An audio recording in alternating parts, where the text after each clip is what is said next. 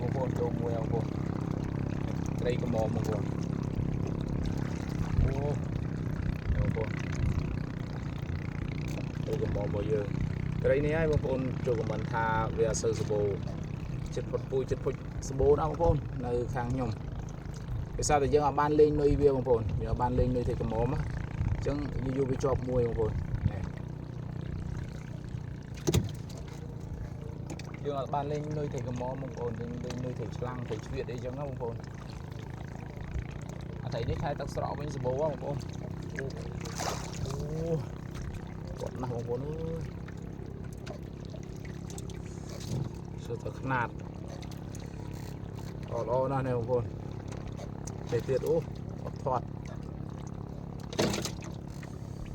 ជ្វៀតនេះបងប្អូនឡើងទឹកឡើងបងប្អូនអើយទឹកជន់បងប្អូនថ្ងៃនេះទឹកជន់ហូរមែនតើទឹកសមកដល់ហើយបងប្អូនយ៉ាងត្រីវាប្លែក